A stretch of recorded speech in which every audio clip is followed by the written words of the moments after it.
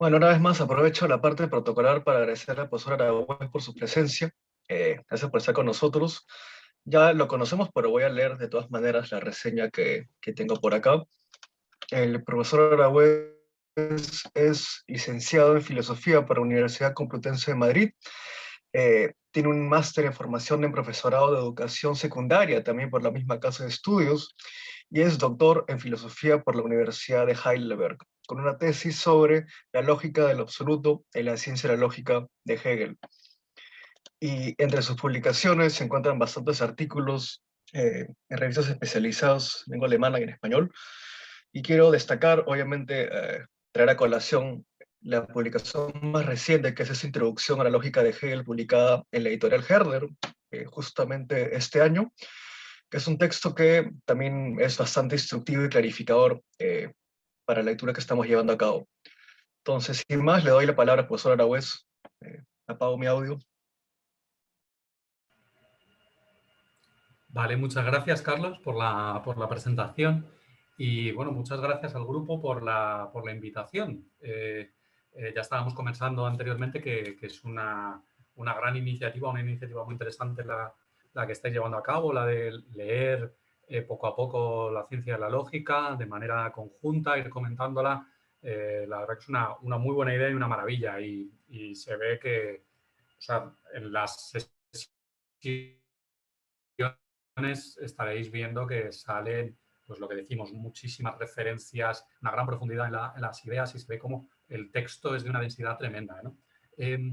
Bueno, yo creo que empiezo un poco sin más. Tampoco sé muy bien cómo funcionabais, pero bueno, vosotros me pedisteis me invitasteis para hablar en esta sesión de el ser para sí, dentro de la lógica, dentro de la primera edición de la ciencia de la lógica que estáis leyendo, según la traducción, perdón, bueno, traducción y edición de Félix Duque. Entonces yo lo que básicamente he hecho es preparar un pequeño texto donde yo expongo un poco por dónde creo yo que van los tiros, por dónde creo yo que va el sentido del texto hegeliano y nada, y luego pues supongo que puede haber un debate o a lo mejor releemos algún.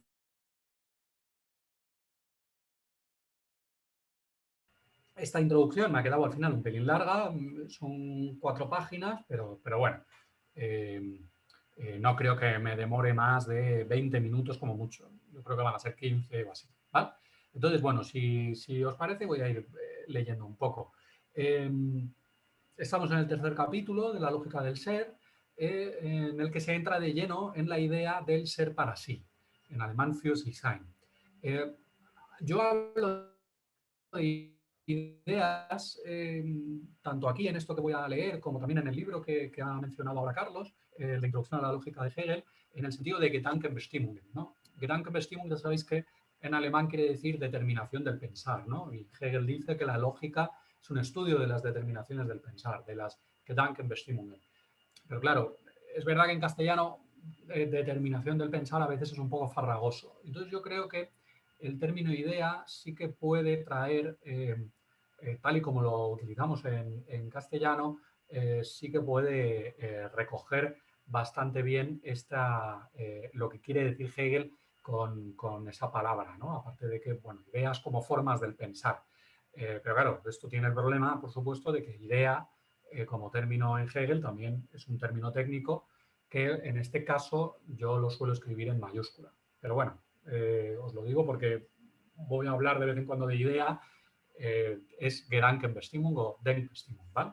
Bueno, como digo, estamos en el ser para sí, el tercer capítulo de la lógica del ser, y estamos inmersos en pleno proceso de la lógica del ser y hemos dejado ya atrás nociones como ser, nada, devenir, Dasein o algo, entre otras. La idea de ser para sí proviene directamente de la idea de infinitud.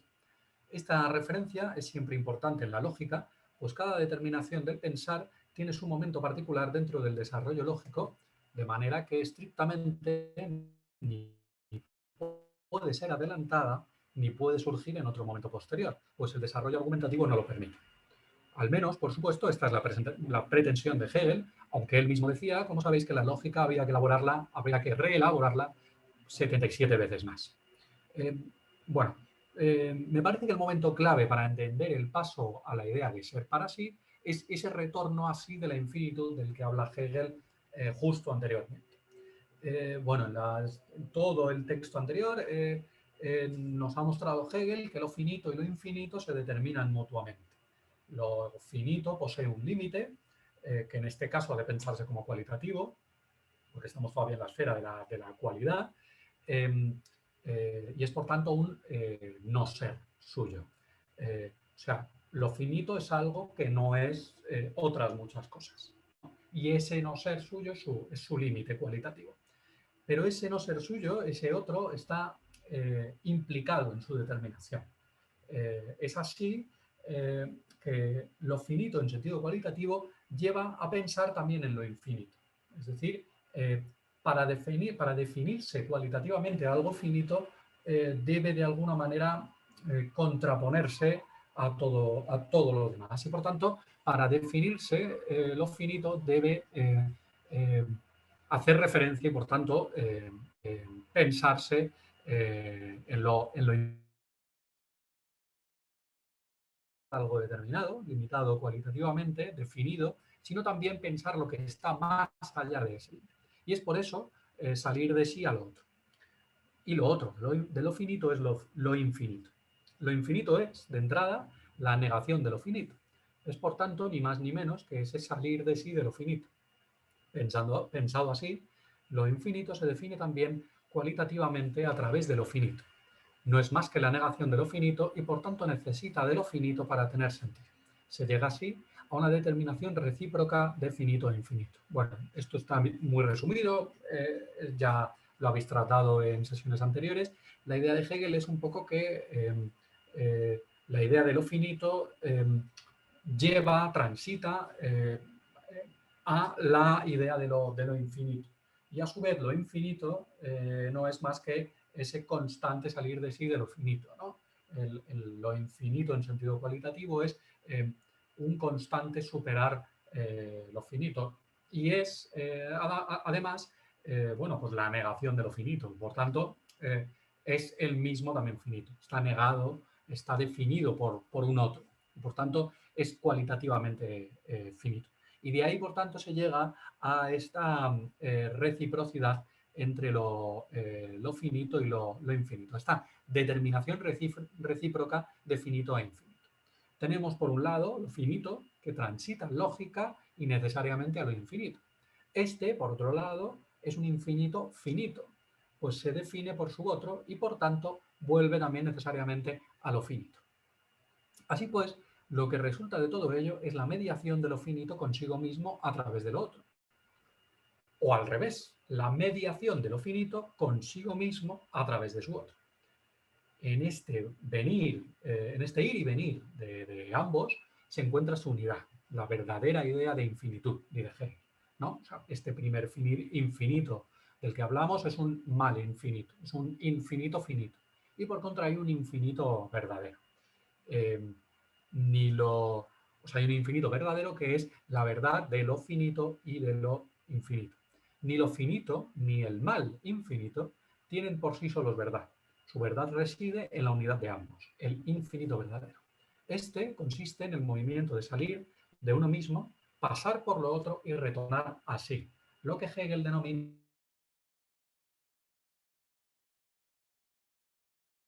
la negación de la negación. Es negarse a uno mismo, salir por tanto al otro y negar nuevamente, integrando a lo otro en uno mismo. Esto yo creo que es el punto clave. Este es un ser cualitativo. El ser igual a sí mismo gracias a la negación negativa, a la relación negativa consigo. A esto lo llama Hegel ser para sí, für sich sein, y es la idea que nos toca explorar ahora. O sea, esta es un poco una clave para entender un poco este comienzo, esta entrada a esta sección, ¿no? Esta idea de relacionarse con uno mismo a través del otro, ¿no? Y de integrar lo otro como negado en uno mismo. Esta es un poco una idea que a mí me parece clave. Bueno, es maravilloso como cada vez que uno vuelve al texto de la lógica se sorprende con la riqueza intelectual que contiene. Esto lo estábamos comentando antes. Es verdad que esto ocurre casi con todos los textos clásicos de la historia de la filosofía, pero también es cierto que la densidad de la lógica de Hegel pues, casi no tiene parangón. El texto que tenemos para esta semana es también así y es además un texto muy bonito. Y lo que voy a intentar es presentar brevemente, bueno, por la idea principal, o bueno, por dónde creo yo que va la línea del texto. Y luego, pues, comentamos entre todos. Bueno, capítulo tercero, el ser para sí. Dice Hegel al comienzo de este capítulo que el ser para sí es la culminación del ser cualitativo, ¿no? Es el acabamiento, traduce Félix Duque, del ser cualitativo. En la edición alemana habla de vollendet. Vollendung, bueno, se puede hablar como etwas vollenden, es acabar, culminar algo, ¿no? Bueno, el ser para sí es la culminación del ser cualitativo. Es, dice Hegel, el ser infinito. Ahora bien, hay que anotar aquí, como ya hemos dicho antes, entendiendo este infinito como el verdadero infinito, no como el mal infinito. Es un ser, el ser para sí es un ser que es absolutamente determinado, que su determinación y su determinidad son por tanto completas. Y esto es así porque es la infinita negación de todo lo demás, pero además integrando todo lo demás en sí mismo de una precisa manera. El ser para sí, dice Hegel, tiene un otro, pero ese otro está superado en sí mismo, en su interior, por así decir. La palabra que utiliza Hegel es aufgehoben. Claro, aquí hay un problema porque es verdad que en la traducción de Félix Duque, Félix traduce Aufhebung por asunción, ¿no? Y en este caso, él traduce asumir, ¿no? Yo creo que el significado de Aufhebung se vierte también bastante bien con el término castellano superación, ¿no? Superado, ¿no? Hegel dice, por tanto, el ser para sí tiene un otro, pero este otro está superado en sí mismo. Y fijaos que, esto ya lo habréis visto seguramente, el término Aufheben tiene como tres significados. Y se puede hablar muchísimo más al respecto, pero hay tres significados básicos que yo creo que están recogidos. El primero es Aufheben en el sentido de negar, ¿no? Invalidar algo, ¿no? Como cuando se invalida una ley, ¿no? Se saca una nueva ley e invalida la anterior, pues eso se dice en alemán Aufheben. El segundo significado tiene el sentido de guardar, ¿no? Conservar algo. Entonces, en ese sentido, cuando ha sobrado algo de comida, pues se guarda en la nevera, se guarda en el frigorífico y en ese sentido se habla en alemán de Aufheben, ¿no? Y el tercer sentido es el sentido de elevar, ¿no? Aufheben es etwas nach oben heben, por así decir. Y en ese sentido,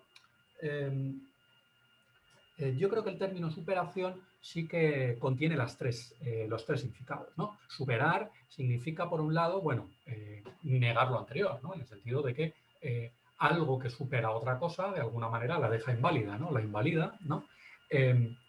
Pero significa también conservarlo en la medida en que está dentro del término superior, ¿no? No, el término superior conserva todo lo inferior, todo lo anterior, todo lo que ha superado y, por supuesto, lo eleva, ¿no? Por eso yo creo que el término superar y el término superación vierten bastante bien la idea alemana de Aufheben. Bueno, en este sentido de superación, en este sentido de superar como integrar en uno mismo, como invalidar, como integrar y como elevar a un todo más complejo, está hablando Hegel de Aufhebung, está hablando Hegel de que lo otro está superado en el para sí, ¿vale? ¿Y cómo es esto? Bueno, yo creo que la idea clave que quiere transmitir aquí Hegel es que lo otro el otro bueno, ¿no? Está el Dasein, el ente, el ser ahí, y ese ser ahí, ese ente, en tanto que ser cualitativo, tiene un otro, ¿no? De entrada, ese otro era algo externo, era otra cosa, ¿no? Pues la diferencia fundamental que se da en el ser para sí es que el ser para sí es una especie de ente, un ser ahí, un ser cualitativo que ha integrado, ha superado a su otro y lo ha integrado en sí mismo. A saber en la forma del para uno, ¿no? Del para él. Lo otro es para sí mismo. Y más allá de lo que es para él, no es nada. Esta es un poco la clave, ¿vale? Es decir, el otro solamente es en tanto que para él. El ser para sí, por tanto, dice Hegel, no tiene un límite, no tiene un otro en sentido estricto, sino que consiste en haber salido de sí mismo, haber traspasado su límite y su ser otro, haber traspasado su límite y su ser otro, y haber vuelto a sí mismo con todo ello en tanto que negar. Así pues, en el ser para sí, lo otro es para él. Lo otro es un momento de él mismo. Esta es un poco la idea clave. Dice Hegel que el ser para sí tiene tres momentos, ¿no? Y así estructura un poco este primer capítulo, o perdón, este capítulo de la primera edición. El ser en sí, el ser para uno y la idealidad. El ser en sí, del ser para sí, empecemos con ese, es diferente del ser en sí del Dasein, del ser ahí. Félix Duque traduce como estar. Yo lo de estar no lo tengo muy claro, pero bueno, en cualquier caso, Dasein. Eh, si os fijáis, habéis leído el texto de Hegel, lo primero que ve uno cuando habla del ser en sí, ¿no? Estamos en la página 269, los momentos del ser para sí, habla Hegel del ser en sí, y ahí lo primero que hace es hablar de el ser en sí del Dasein, ¿no? Para contraponerlo al ser en sí del para sí, del Führungssinn, ¿no? Lo que viene a decir Hegel es lo siguiente. Dice, el ser en sí del ser para sí es diferente del ser en sí del Dasein. El ser en sí del Dasein es, digámoslo así, apático, es inerte, es pasivo, ¿no? Lo que el Dasein es en sí mismo, lo que es estar o ese ser ahí, ese ente, si queréis, incluso, es en sí mismo es algo apático, inerte, pasivo, ¿no? ¿Por qué? Porque la determinación le viene de fuera, es determinado por otro, ¿no? Necesita de un otro para ser cualitativamente lo que es, ¿no? Y además no se mantiene frente a su límite cualitativo, sino que se pierde en lo otro, en la lógica del Dasein, en la dialéctica, si queréis, entre algo y otro, el algo se pierde en el otro, ¿no? En tanto, para definirse, para ser él mismo, tiene al final que transitar a lo otro, ¿no? Implica lógicamente lo otro. Bueno, pues esto no es el caso en el ser para sí. Por contra, el en sí, perdón, del ser para sí es diferente. El ser para sí es un ser cerrado en sí mismo, es un ser ahí, un ser determinado, cualitativamente determinado, que está cerrado en sí mismo, clausurado, completo. Su ser en sí contiene todo lo que no es él y su relación con lo otro es la infinita relación consigo mismo. Lo otro, o bien es para el ser en sí, otro dentro de sí mismo, convirtiéndolo en un ser para él mismo. Este es el segundo momento, el ser para uno. Y esta es un poco la clave. O bueno, sabéis que en la lógica es también complicado, ¿no? Porque en el fondo es como todo una línea de pensamiento, como un argumento que casi va todo unido, ¿no? Que se va siguiendo de manera lógica, suave, ¿no? Entonces, bueno, la idea es un poco que lo otro, en el ser para sí, es ser para uno, a saber, para el ser para sí. Lo otro no tiene consistencia ni existencia en sí mismo, es enteramente un ser para el ser para sí. Aquí es donde Hegel introduce esa observación acerca de la pregunta que se hace en lengua alemana, was für ein Ding ist etwas? que Félix Duque traduce como ¿qué le conviene a algo? La traducción, a mi entender, no es muy adecuada, aunque también hay que reconocer la dificultad de traducir esa expresión alemana tan peculiar, ¿no? Claro, cuando en alemán se pregunta was für ein Ding ist etwas, o también was ist das für ein Ding, eso es muy típico alemán, ¿no? Se suele hacer referencia a la cualidad de la cosa. Se pregunta algo así como ¿qué tipo de cosa es esa?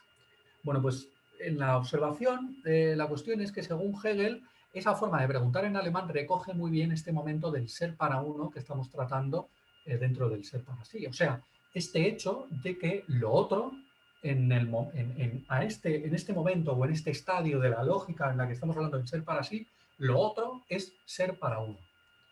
Y todo su ser se agota en ser para uno, ¿no? Bueno, Hegel dice que esta forma de preguntar en alemán, del Was für ein Ding, was ist das für ein Ding, refleja bastante bien esta idea. Bueno, la clave, a mi entender, está en el für, en el para, que se incluye en la pregunta. La pregunta recoge la idea de que la determinidad o la cualidad de una cosa es algo que es en sí y para uno, que su ser en sí es ser para uno o ser para sí. De todas formas, podemos entrar, si queréis, después en el tema. La observación es, con todo, bastante enigmática. Y además, la versión de 1831 de la lógica, la segunda edición, tampoco ayuda mucho porque prácticamente reproduce el mismo texto.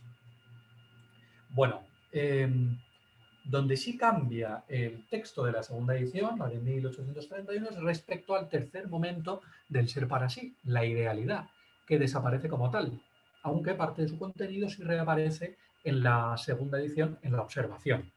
Bueno, la observación o en este texto, en la observación, en la segunda edición. Es decir, estos tres momentos del ser para sí que distingue Hegel aquí en la primera edición, el ser en sí, el ser para uno y la idealidad, se convierten después en la segunda edición, la segunda edición que publicó Hegel en 1831 en dos solamente. Tenéis das für sich sein, das für sich sein als solches, y ahí está. Bueno, das sein und für sich sein, sein für anderes, y ya pasa al uno. ¿Vale? Entonces, este momento de la idealidad aparece, o parte del contenido aparece en una observación que pone Hegel a estos dos primeros momentos de A y B, das sein und für sich sein y sein für anderes, en parte, pero ya no está como apartado, por así decir. Pero bueno, nosotros estamos viendo el texto de la primera edición. Habría que ver, bueno, por qué lo cambia Hegel. Y el texto de la primera edición sí que incluye este tercer momento, el momento de la idealidad, que además es, yo creo que muy, muy interesante. Bueno, vale, el ser para sí consiste, como decimos, en la igualdad consigo mismo a través de la superación del ser otro, ¿no? Esta es un poco la idea. Yo soy igual a mí mismo, yo me relaciono conmigo mismo a través del otro. El ser para sí, de alguna manera, ha superado al otro. El otro está superado en el triple sentido, como os decía, negado, conservado y elevado a una determinación superior del pensar. Lo otro, no como algo otro totalmente externo, sino como un momento interno del ser para sí. Lo otro no es un ser en sí, sino un ser para uno. Y el para sí es la infinita relación consigo mismo a través de la superación del otro. El ser para sí es para sí mismo. Y todo lo demás es para él y no hay nada más allá, ningún en sí, sino que todo lo otro es para él. A esto lo llama Hegel idealidad. La idealidad es una infinitud reflexionada, una infinitud positiva, escribe Hegel. Lo verdaderamente infinito es ideal, pues lo infinito es en la medida en que lo otro es solo para él, pues lo infinito es ideal, pues es infinito en la medida en que lo otro es solo para él mismo, ¿no? Esta es un poco la idea. Lo verdaderamente infinito es ideal. ¿Por qué? Porque lo otro solo es para sí mismo, para él mismo, y ya está. Digámoslo así, la idealidad sería la tesis, si se me permite la expresión, de que todo lo que hay no es más que ser para, en este caso, el set base. La idealidad, dice Hegel, es la verdad de la realidad. ¿Vale? Estoy en la página 271. La idealidad, dice Hegel, es la verdad de la realidad. No es que idealidad y realidad sean lo mismo, que lo que por un lado es real pueda por otro lado pensarse como ideal, y lo ideal y lo real sean uno idéntico. Esto, dice Hegel, es una expresión torcida, equivocada, errónea, ¿no? Estoy en la 271, dice, la idealidad y la realidad es uno y lo mismo. Dos puntos, una de las expresiones torcidas ya criticadas. La idealidad es más bien la verdad de la realidad. O sea, esta idea o esta tesis de que la idealidad y la realidad son uno y lo mismo, entiendo que dice Hegel aquí, es erróneo. Es erróneo, porque más bien la relación es de superación. O sea, la realidad está superada en la idealidad. La idealidad es la verdad de la realidad. Por contra, esta tesis de que idealidad y realidad son uno y lo mismo, podría recordar a Schelling. A mí me ha recordado, me recuerda a Schelling, sobre todo en los años en los que Schelling desarrolla paralelamente el sistema de idealismo trascendental y la filosofía de la naturaleza.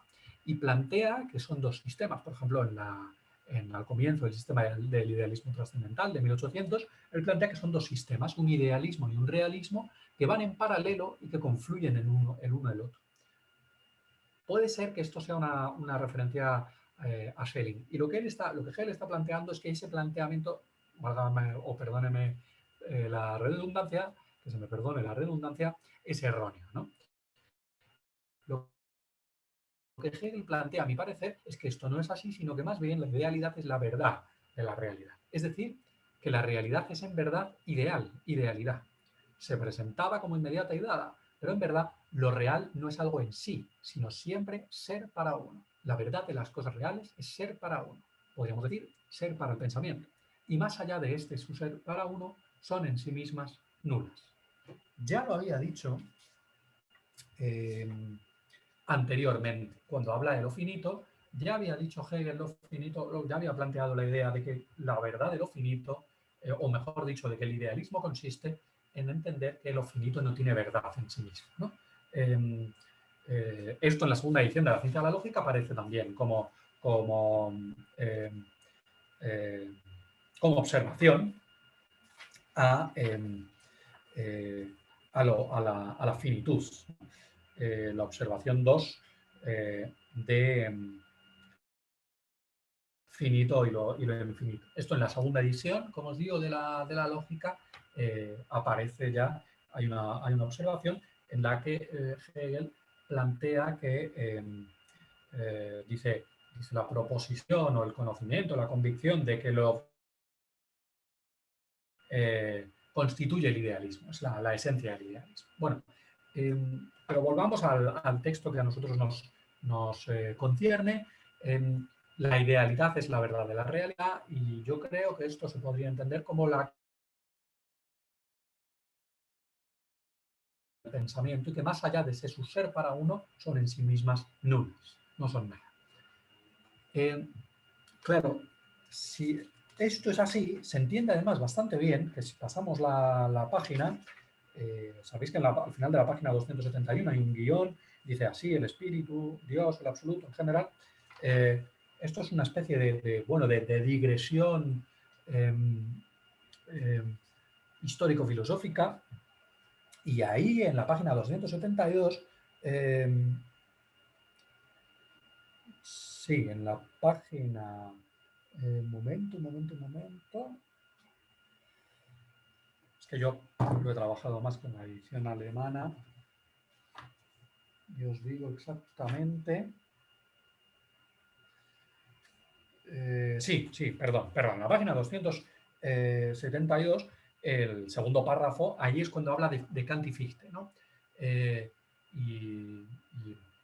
Y afirma que el idealismo de Kant y de Fichte no está completado.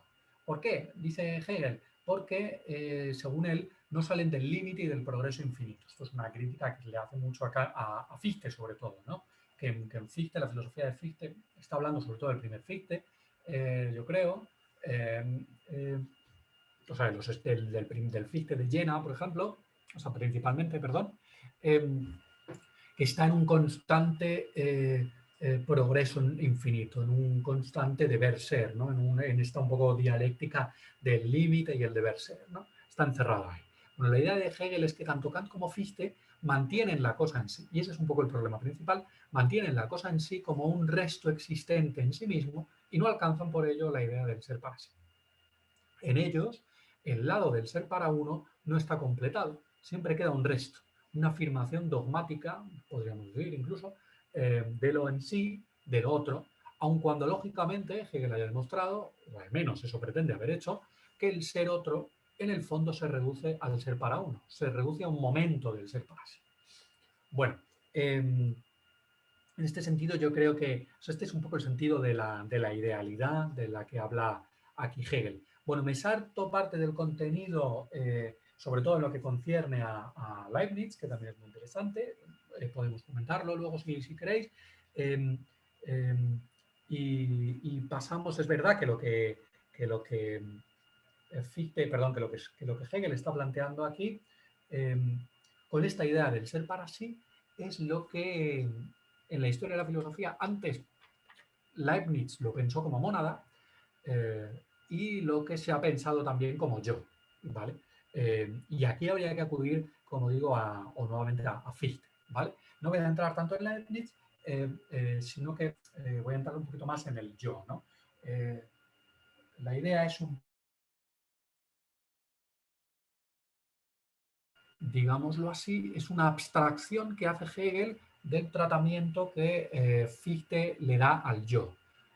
¿Qué quiero decir con esto de abstracción? Quiero decir que Hegel recoge en buena medida una característica del yo según Fichte, pero la trata en sí misma, como idea del pensar, como determinación del pensar que se desarrolla en la lógica, como ser para sí, independientemente ahora de otras connotaciones que pueda tener.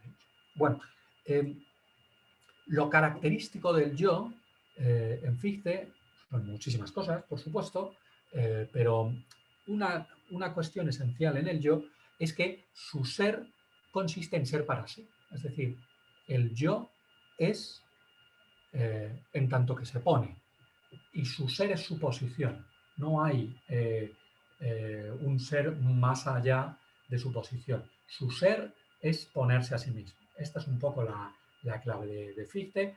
Su ser es una acción constante, es el acto de ponerse a sí mismo. Y en este sentido, su ser es ser para sí, se reduce a ser para sí mismo.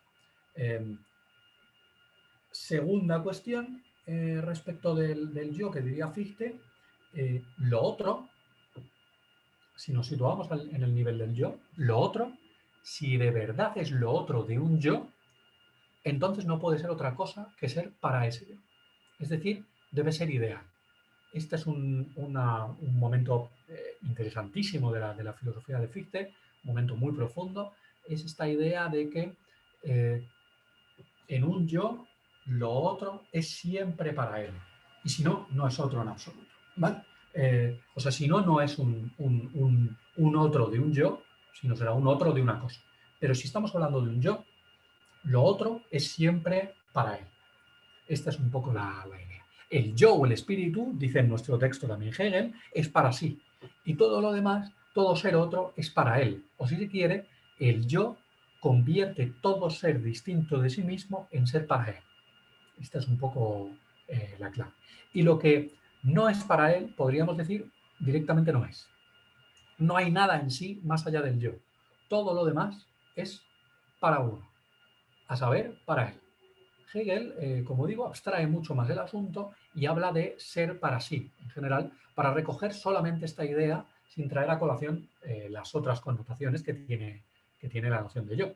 Y porque además es la idea que se deriva estrictamente del desarrollo lógico en este punto.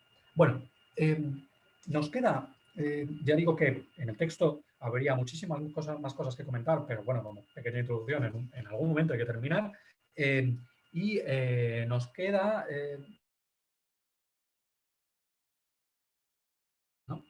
que en realidad ya está casi presente, ¿no? En alemán, bueno, el término es Werden des Seins, ¿no? O sea, básicamente el paso de este ser para sí al uno, ¿no? Bueno, como digo, ya está casi presente, solo hay que explicitar. De todo lo anterior, de todo lo que hemos contado anteriormente, se sigue que el ser para sí no tiene límite alguno, no tiene ninguna frontera, no tiene nada externo en sentido estricto. Pues todo lo externo, todo lo otro, está integrado en él mismo, ya que es para él mismo. Esto es una genialidad en el fondo de Hegel y de todo el idealismo, ¿no? Como todo lo otro está integrado en el yo, como el yo de alguna manera integra todo lo otro, ¿no? Esta idea de ser igual a sí mismo a través de lo otro es una de las claves. Bueno, el ser para sí, en este sentido, está compactamente cerrado en sí mismo. Es en sí mismo. Dice Hegel, in sich sein. Es totalmente dentro de sí mismo. O sea, es interno completamente. Y es por ello, dice Hegel, uno. Aquí, afirma Hegel, se da un retorno a la inmediatez, o un retorno de la inmediatez. El panorama ahora es un ser para sí totalmente cerrado en sí mismo, que ha recogido todo lo otro dentro de sí, en tanto que superado, y fuera de él no hay nada. Es uno y fuera de sí mismo solo está el vacío. Este sería el siguiente paso dentro del desarrollo lógico, que como sabéis, sigue con el uno y el vacío. Bueno, esto valdría o valga esto como introducción al texto que tenemos. Y bueno, muchas gracias por la atención y ya por mi parte podemos abrir un poco más el debate. Muchas gracias, profesor Aragüez. Entonces, vamos a la ronda de preguntas o observaciones. No sé si alguien va a levantar la mano por ahí. Yo tengo una para comenzar, la verdad. Tiene que ver con, inevitablemente, el contraste con la segunda edición. Quería saber qué opinaba sobre cómo en la primera edición se le dice al infinito ideal y en la segunda se le dice ideal a lo finito, más bien, ¿no? Eh, Esa es una inquietud que, por ejemplo, siempre he tenido. Ahora, siempre he sospechado que el hecho de que lo infinito y lo finito conformen una unidad tal, realmente es finito al otro. Pero yo quería saber si quizás el detalle estaba en que al explicar la idealidad de lo finito, perdón, en la primera edición, cuando dice de que lo infinito es ideal, quizás está perdiendo un poco este matiz de lo ideal como lo que desaparece, ¿no? En otro. Y quizás por eso le cambió el, el portador de ese adjetivo, ya no a lo infinito como ideal, sino a lo finito como ideal, porque me parece un poco más coherente con la postura que adopta el texto, ¿no?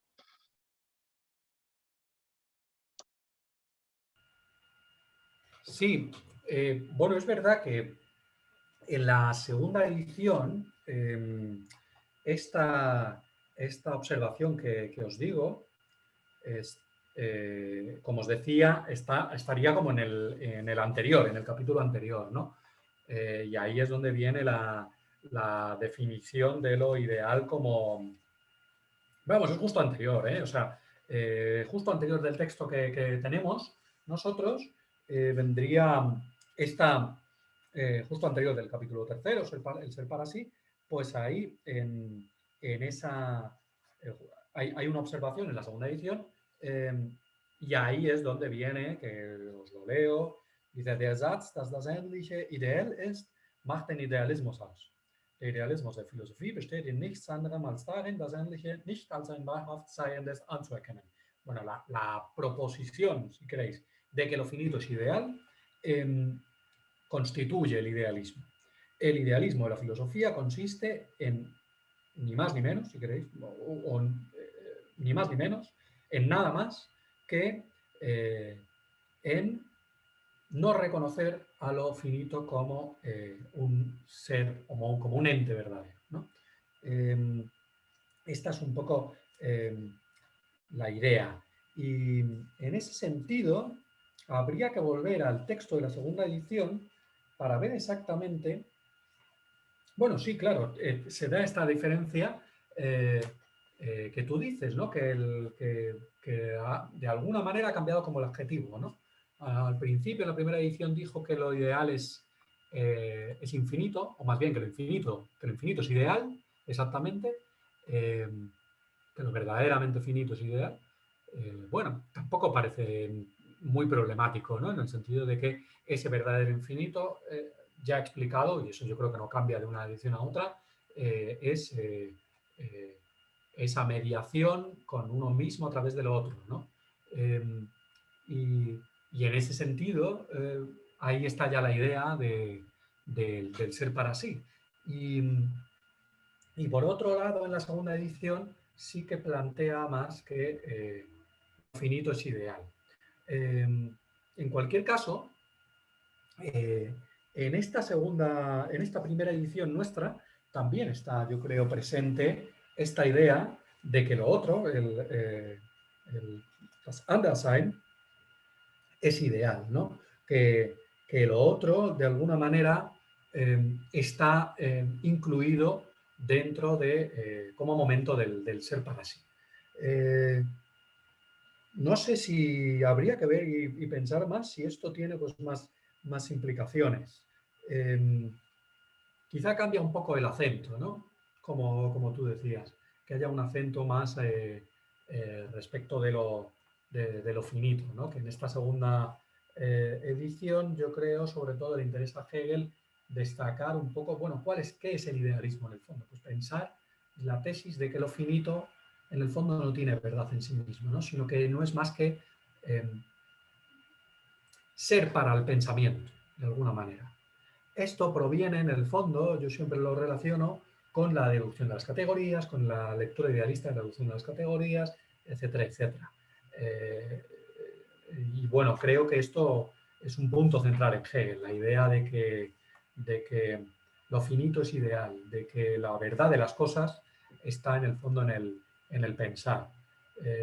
Solo que Kant y Fichte, como decíamos antes, pues no han culminado ese paso, ¿no? Y siempre en el fondo, en Kant y en Fichte, en Kant está sobre todo más claro, hay como, ¿no? Siempre dice Kant, la diversidad de la intuición tiene que estar dada, ¿no? Las categorías no tienen ningún sentido si no es con el material empírico, ¿no? de las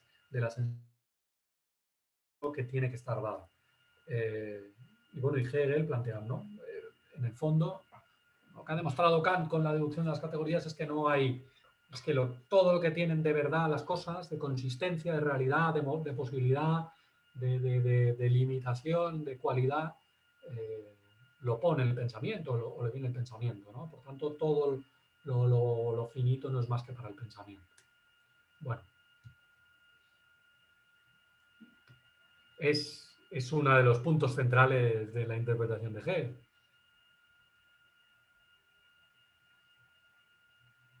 Genial, muchas gracias por la respuesta. A ver, sigamos con la ronda. Yosimar está levantando la mano por ahí.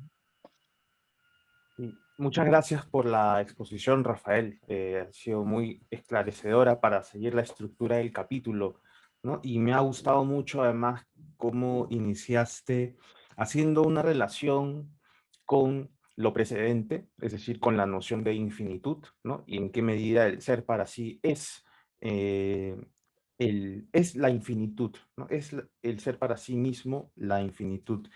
Pero en ese sentido, yo tenía una pregunta en relación con algunas expresiones que hemos ido encontrando con nuestra lectura y en particular nos llamó la atención en el capítulo sobre la infinitud que dice de esta infinitud que es la segunda definición del absoluto, ¿no?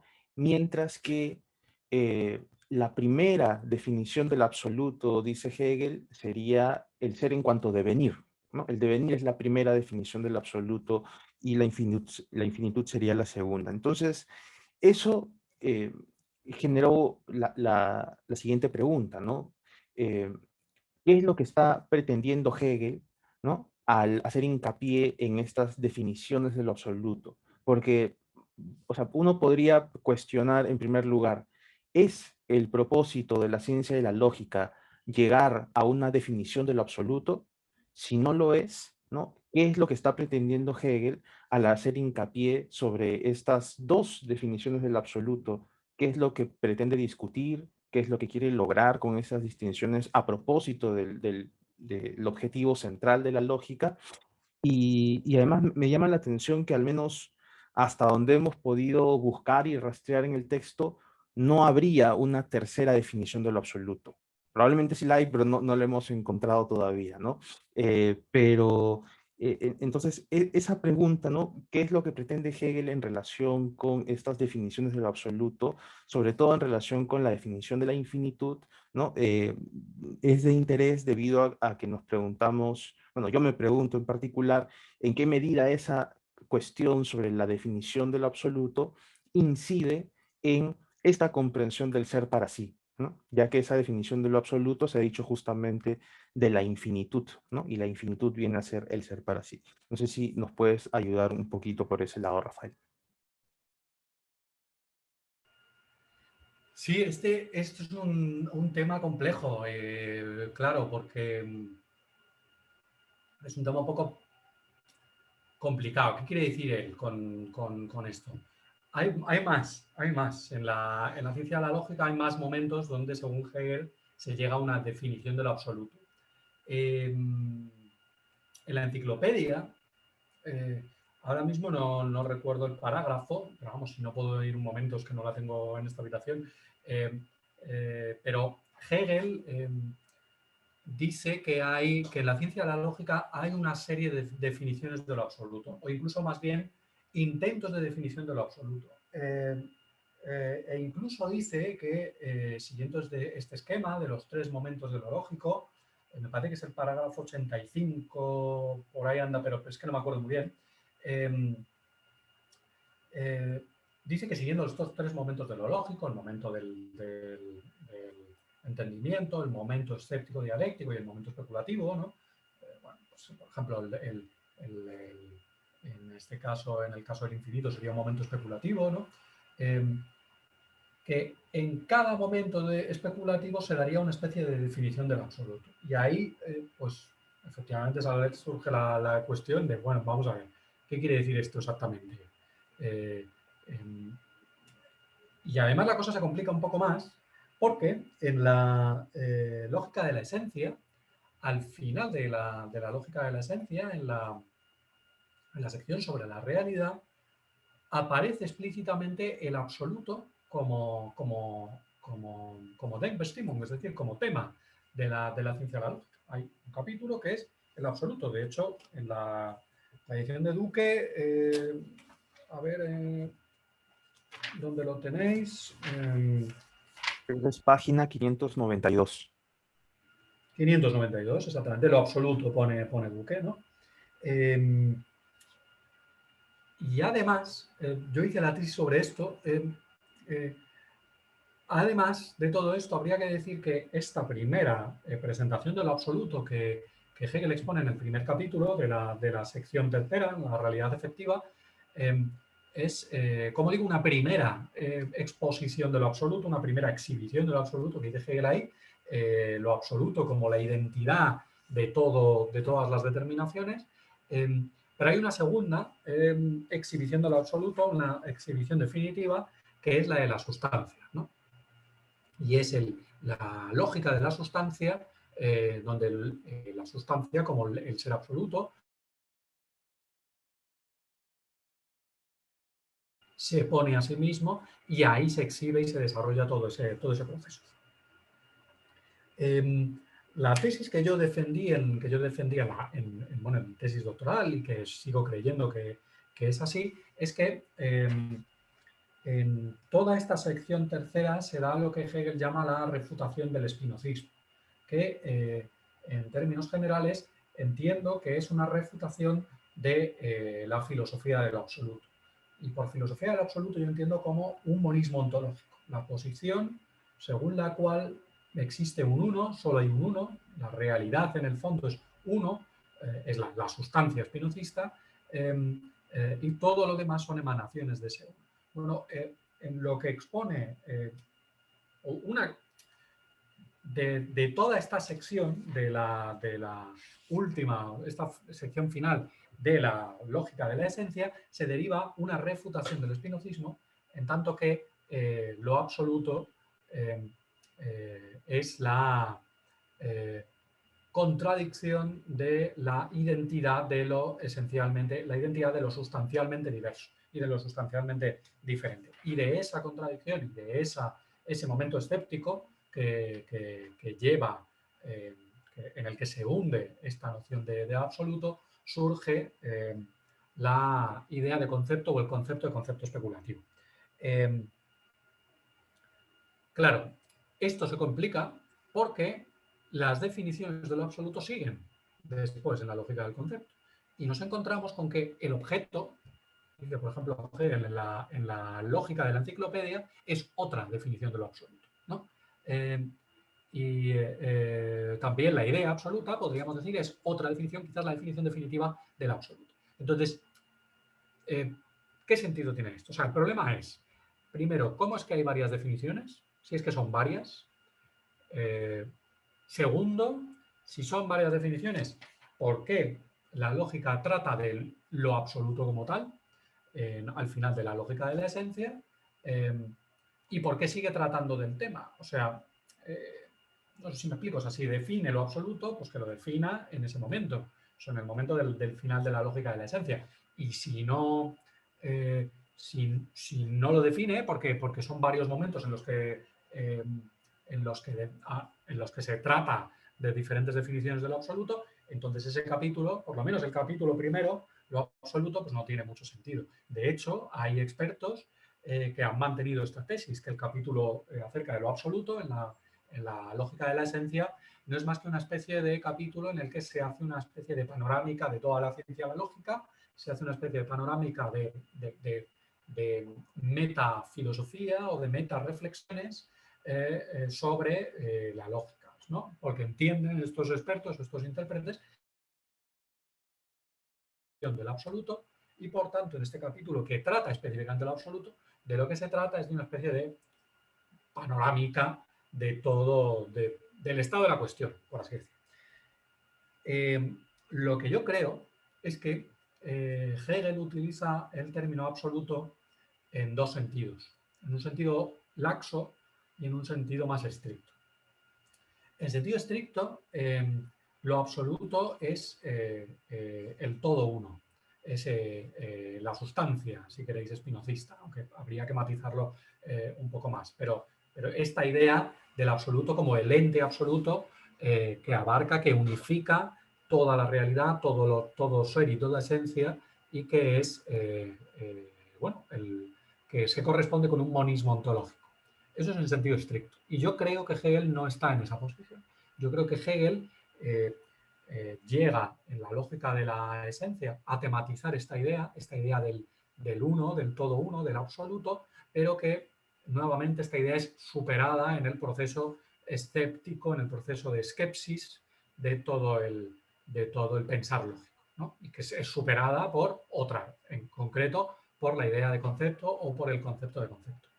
En sentido laxo, lo absoluto es algo así como lo acabado, lo completado, lo liberado. Lo absoluto viene de absolutum, que es efectivamente lo terminado, lo absuelto incluso, ¿no? Lo cerrado, lo acabado y por tanto lo que ya está liberado, ¿no? Lo que no es relativo a nada, sino que se basta completamente a sí mismo. Y en ese sentido la filosofía de Hegel sí que trata de lo absoluto, en el sentido de lo acabado y completamente culminado, y ese absoluto es la idea absoluta. Y volviendo a la pregunta que tú hacías inicialmente, yo creo que todo eso anteriormente son intentos de definición. Es decir, el pensar lógico en un momento dado cree haber llegado a una determinación que es ya la definitiva, ¿no? Y sin embargo, resulta que no es así. Resulta que el infinito, por ejemplo, el verdadero infinito, en el fondo es ser para sí. Y el ser para sí es uno. Bueno, es habría que matizar mucho más, pero bueno, de tal manera que el pensar sigue recorriendo. Hay momentos álgidos, ¿no?, donde se parece que se ha llegado al final, por así decirlo, a la cumbre, a la culminación, pero esos momentos socavan, perdón, socavan no, el momento de la idea absoluta, que es así, es el absoluto hegeliano, no en sentido del ente absoluto, porque yo creo que Hegel plantea un idealismo, y en ese sentido ya sí que es la culminación de la ciencia de la lógica, su clausura y luego el único contenido de la filosofía. Bueno, por supuesto, yo sé que esto es un grupo de lectura, entonces no os sintáis obligados a hacerme tampoco preguntas en plan conferenciante. O sea, quiero decir, que yo no me voy a sentir ni ofendido ni nada. Si vosotros me queréis preguntar cosas, pues yo contestaré lo que sepa y lo que no, pues diré que no lo sé directamente. Pero vamos, que yo creo que además vosotros tendréis otra dinámica que también podemos seguir, ¿eh? No, muchas gracias. No, de hecho, me resulta bastante útil la respuesta que has dado, sobre todo, si se me permite muy brevemente hacer una pequeña pregunta. O sea, esta manera en que has planteado tu respuesta me hace pensar justamente en otra expresión que Hegel suele utilizar para referirse a las transiciones lógicas, ¿no? Por ejemplo, en el caso de la idealidad, ¿no? Como lo mencionaste, Hegel dice, la idealidad es más bien la verdad de la realidad, ¿no? Es la verdad de la realidad, ¿no? Entonces, esa expresión de ser la verdad de algo, ¿no? Hay otro momento, por supuesto, en la fenomenología del espíritu cuando dice lo absoluto es lo verdadero. Entonces hay como una suerte de relación entre lo absoluto y la verdad, ¿no? Pero yo más bien estoy pensando, a partir de esta explicación que has dado sobre lo absoluto, en una relación intrínseca que habría entre esa noción de lo absoluto y la verdad entendida desde la noción de superación que habías mencionado también, ¿no? Es decir, cuando se dice, por ejemplo, la idealidad es más bien la verdad de la realidad, uno podría pensar, ¿no?, en ese sentido que la idealidad es la superación de la realidad y en ese sentido es, digamos, su verdad. Entonces, no sé si estoy en lo correcto al hacer esas relaciones entre lo absoluto, lo verdadero y la superación, ¿no? Y en ese sentido, pensar en lo absoluto implica, ¿no?, pensar la verdad desde esta perspectiva de la superación, pero asimismo, ¿no?, precisamente por eso es que, por supuesto que hay que terminar de leer la obra, ¿no? No hay que adelantarnos, pero me parece que viendo el absoluto desde la perspectiva de la superación, eh, parece que el propósito de buscar definiciones de lo absoluto termina siendo una suerte de despropósito, ¿no? Digamos, definiciones en el sentido de afirmaciones que buscan fijar una idea de lo absoluto, ¿no? Que más bien parece rechazar su relación con la noción de infinitud que estamos explicando aquí o con la idea de ser para sí, ¿no? Eso, no sé si está bien esa relación. Sí, yo estoy de acuerdo contigo y es verdad que es muy interesante esto que el propósito de dar definiciones de lo absoluto acaba siendo un despropósito. Está muy bien expresado, porque de hecho, claro, la idea absoluta no es una afirmación. La idea absoluta es más bien una dinámica, ¿no? Yo lo entiendo como la razón conociéndose a sí misma. Y es el sistema de lo lógico, es todas las determinaciones de la lógica, pero también es un momento, o sea, un movimiento, es el método, el desarrollo del concepto. En ese sentido, llega uno a que, bueno, la verdad absoluta, ¿no?, el absoluto en Hegel, no se capta en una afirmación, sino que es más bien ese movimiento de autoconocimiento del pensar. Y es muy interesante eso. Y yo sí que estoy de acuerdo contigo en esto que planteabas de la verdad, ¿no? Y ¿no?, de estas expresiones que siempre son un poco son claves, pero y claro, que además son muy peliagudas, porque dependiendo de cómo entienda uno esa expresión, te sale una cosa u otra, ¿no? Esto de la verdad, de ser la verdad de algo, ¿qué significa? Yo estoy de acuerdo contigo en que tiene que ver con el momento de la superación, ¿no? La verdad del infinito es la idealidad o el ser para sí. Es de alguna manera que esa noción ha sido superada en otras. Claro, Hegel en el capítulo sobre el juicio distingue verdad y corrección, Richtigkeit, dice en alemán. Y esto también es muy interesante, porque claro, Hegel está planteando una noción de verdad que bueno, es diferente de la que nosotros entendemos coloquialmente, ¿no? Dice lo que nosotros entendemos coloquialmente por verdad, dice Hegel, es corrección, ¿no? Entonces, pues nosotros tradicionalmente entendemos que la verdad reside en los juicios, ¿no? Entonces, pues si yo digo que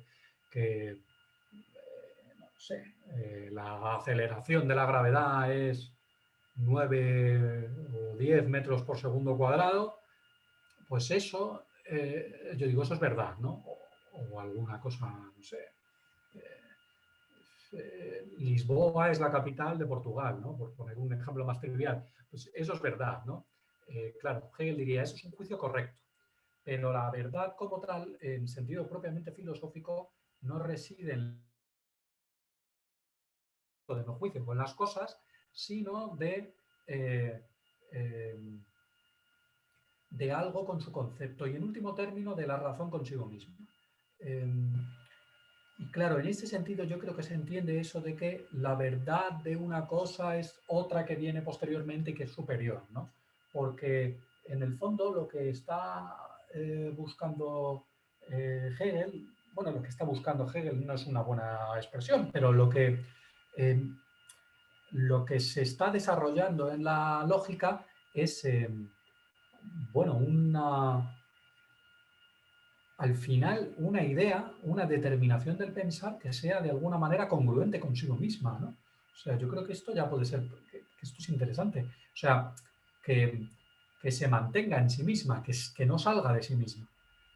Todas al final salen de sí mismas, ¿no?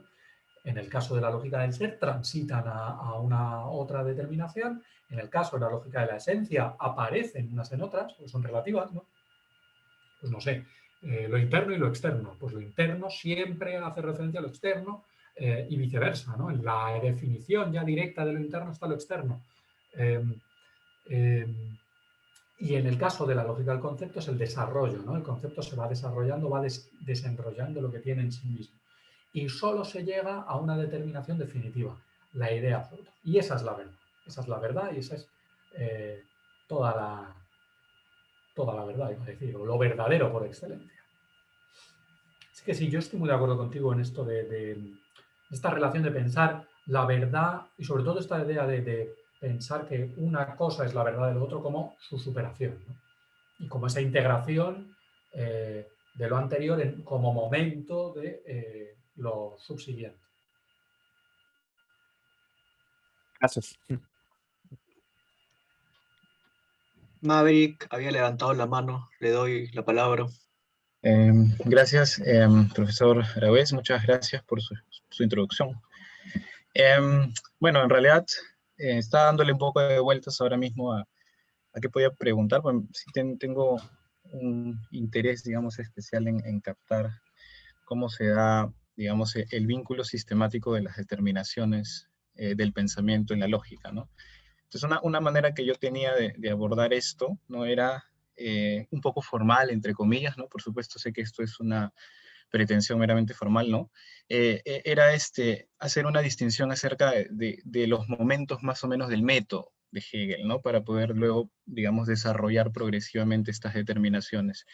Entonces, claro, ¿no? En algunos momentos de la introducción, incluso en la fenomenología del espíritu, he podido tal vez ver, por supuesto también acompañado de bibliografía complementaria, que hay así como una distinción muy interesante que Hegel hace entre contradicciones, ¿no? Y el momento especulativo, ¿no? Que correspondería a ese momento de captación de la unidad que se constituye en las contradicciones, ¿no? No sé si eso para usted tiene sentido, pero me parece que en el caso de la primera edición de La Ciencia y la Lógica, creo que en la segunda edición también está, en el caso de la manera en que desarrolla Hegel el concepto de infinitud, cuando hace esta distinción explícita entre el punto 2, determinación recíproca de lo finito y lo infinito, y el retorno así de la infinitud, ¿no? Corresponde justamente, entre comillas, ¿no? A esa suerte de distinción que hace Hegel entre, digamos, esta necesidad del método de hacer explícitas las contradicciones, porque solamente a partir de, digamos, esa experiencia cognitiva, ¿no? Es que se puede, digamos, captar propiamente la unidad que la constituye, ¿no? Entonces, en ese sentido parece ser que Hegel no sería necesariamente un pensador meramente de la contradicción, sino un pensador de la unidad especulativa que se constituye en la contradicción. Entonces, mi pregunta más o menos sería si usted considera que es posible, digamos, o es necesario hacer esta distinción metódica para poder captar mejor el desarrollo, digamos, o la exposición hegeliana, y si ese es el caso, ¿no? ¿Cómo usted ve más o menos este tránsito en estos dos momentos? O sea, ¿cuál es su interpretación de esta distinción entre comillas metódica? Bueno, el mismo Hegel lo dice. O sea que en ese sentido, claro, yo estoy de acuerdo contigo. Él mismo lo dice. Es verdad que él lo plantea, como os digo, en estos tres momentos de lo lógico, que lo plantea en la enciclopedia, que es que ahora mismo no me acuerdo, me parece que es el 85 o por ahí anda la cosa, ¿no? El momento del entendimiento, el momento escéptico, dialéctico y el momento especulativo. En ese sentido, pues claro, no le vamos a llevar la contraria si él mismo lo dice. Y yo creo que sí. Es verdad que él mismo dice también que eso es una manera un poco externa. Él habla siempre de histórico, ¿no? Tú has hablado de formalismo también, de presentar el asunto. Entonces, eso también hay que tenerlo en cuenta, ¿no? Porque al final, digámoslo así, es como, digámoslo así, que esos tres momentos de lo lógico como que destripan un poco la obra, ¿no? Hace como una especie de spoiler, ¿no? Porque en realidad eso luego hay que verlo en cada momento, ¿no? Entonces, es verdad, yo creo que sí, que tal y como lo has planteado tú, está dentro de la infinitud cualitativa, finitud e infinitud, la determinación recíproca de lo finito y de lo infinito, eso sería el momento más dialéctico, escéptico, ¿no? Como tú decías, y el momento especulativo sería el retorno así de la infinitud, cuando se llega a un concepto superior de infinitud que engloba a ambos, a finito y a infinito, ¿no? Y ahí, como tú dices, claro, ahí estaría el momento especulativo. Yo creo que sí. Hay que decir, en todo caso, que nuevamente, o sea, que eso es algo como una descripción un poco de adelantar, muy quizás algo externa y que hay que verlo en cada caso. Y hay que decir además que este desarrollo de lo lógico, estos momentos de lo lógico, luego no es exactamente el método especulativo que tal y como Hegel lo desarrolla en la idea absoluta, sino que el método especulativo es el desarrollo del concepto, donde ahí viene además una parte que es la objetividad, perdón. Entonces, yo creo que como momentos de lo lógico sí que están bastante bien. Si nosotros lo planteamos más allá, ahí es donde puede dar problemas. Y respecto a lo que decías de las contradicciones, yo creo que sí, yo creo que tienes razón. Yo añadiría el tema del escepticismo, que a mí me parece muy interesante. Es un tema que se le ha dado quizás demasiada poca importancia en la investigación sobre Hegel y creo que es un tema central en él. El escepticismo tuvo muchísima influencia en él. Él conocía perfectamente a los escépticos clásicos y bueno, sabéis que el Enesidemo, esa obra escéptica también de unos años antes del idealismo alemán, es clave en todos los debates de aquella época. Y para mí el escepticismo es el motor del pensamiento en lo que es la lógica, ¿no? Ese momento escéptico, ese momento de cuestionamiento donde de repente se plantea que finito e infinito, por ejemplo, en este caso, no se bastan a sí mismos, ¿no? Sino que la afirmación simple y llana de lo infinito y ya está, ¿no? Parece como que ya se ha acabado, vale, pues ya está, hemos llegado al infinito y ya está, y ahí hemos terminado. Y ahí viene el momento escéptico de, no, pero espérate, porque es que lo infinito es también el mismo finito. ¿Es verdaderamente infinito ese infinito? Y el escepticismo, ese momento escéptico, podríamos decir, plantea, no, en el fondo también es finito, ¿no? Porque también se está definiendo por lo otro. Entonces, esa esquepsis, en el sentido de examen detallado de la cuestión,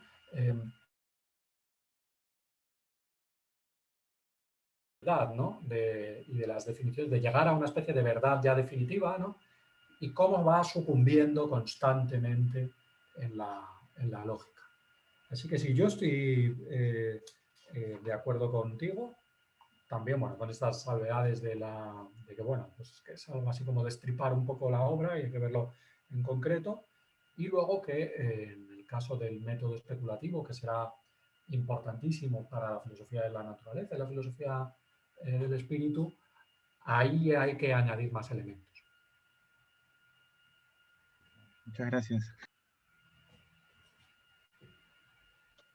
A ver, ¿a quién le cedo la palabra como moderador? No he visto manos levantadas todavía.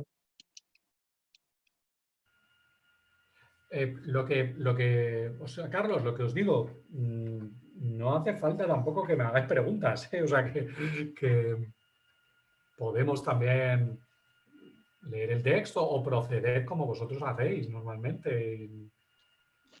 Ya os digo que yo no me siento de ninguna manera ofendido si no me hacéis preguntas o nada, vamos. Okay, genial. Sí, pero la dinámica de hecho es un poco parecida. Es decir, leemos el texto, a veces lo proyectamos en la pantalla. Quizás puedo hacer eso justamente para aprovechar una pregunta también. Me llamaba la atención el momento del ser en sí.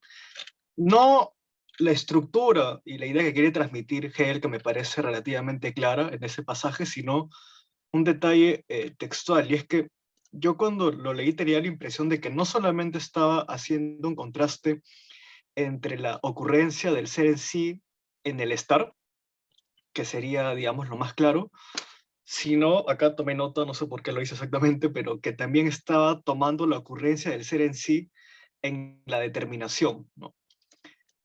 Por más que yo sé que todas las categorías de alguna manera provienen unas de otras y que distinguirlas es a veces algo, digamos, no tan sólido, pero me llamaba la atención esta oración de acá particularmente, cuando habla de la determinación, que ya apareció antes como un momento de la determinidad junto con la disposición, y sin embargo dice, ¿no? La determinación, o sea, el debe ser y la limitación, son bienes verdad en sí una y la misma determinidad. O sea, esta oración como que me causó un poco de problemas porque yo había entendido que quizás el contraste podía ser de la siguiente manera, ¿no? Claro, al igual que en el estar, que va a ser desarrollado justamente en la determinidad y la determinación, el problema está en que este en sí todavía es, digamos, tiene esta forma de exterioridad respecto al otro, ¿no? No ha logrado asumir al otro, siempre lo tiene la determinación y la disposición como momentos de la determinidad, donde la disposición justamente es, como dice Hegel acá, hay en la determinidad un en sí frente al no ser, y para mí este en sí era el en sí de la determinación. Y claro, frente a él se alza la otra como no ser o como absoluto ser otro. Y esta frase es básicamente la misma que le aplicó antes a la disposición, cuando dice que la disposición es el ser otro en tanto ser otro, ¿no? y que por eso pasaba a cambio. Entonces mi pregunta era si quizás estoy leyéndolo mal, leyéndolo bien, en llevar también esta dinámica del en sí frente al para otro o al no ser, a este juego que hay dentro de la determinidad entre la determinación y la disposición, ¿no? Lo cual me llevaría a pensar de que el contraste entre el ser en sí y del ser para sí se da no solamente frente al en sí del estar, que me parece a mí muy claro, sino quizás también frente al en sí de la determinación ya como una categoría específica que se ha tratado antes, ¿no? No sé qué piensa al respecto. Eso es una lectura de este párrafo que a mí, desde el guión de acá, me resultó bastante complicado de entender. Sí, no sé si he entendido todo lo que quieres decir, eh, pero bueno, lo podemos leer. Yo no estoy seguro de que la determinación tenga un en sí. Eh, o sea, lo que dice un poco la frase, dice la determinación, o sea, el deber ser y la limitación son, bien es verdad, en sí una y la misma determinidad.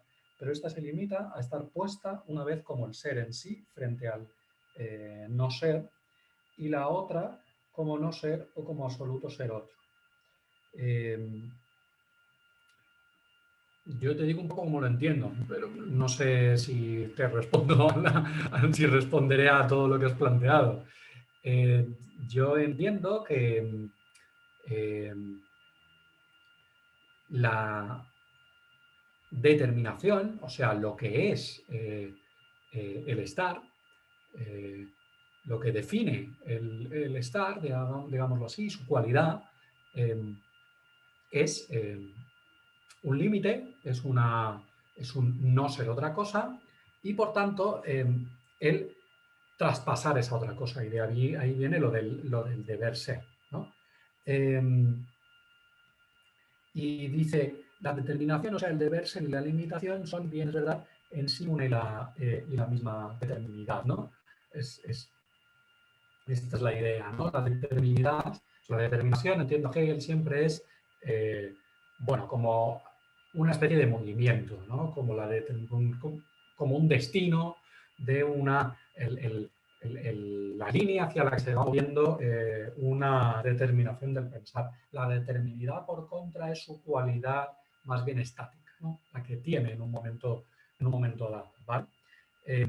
Y lo que Hegel está queriendo decir ahí, según lo entiendo yo, es que viene sobre todo expresado en lo siguiente. Dice, pero esta se limita a estar puesta una vez como el ser en sí frente al no ser y la otra como no ser o como absoluto ser otro. Es decir, que esta determinación de estar en la Dasein es una contraposición entre lo que el Dasein es en sí frente a lo otro de no ser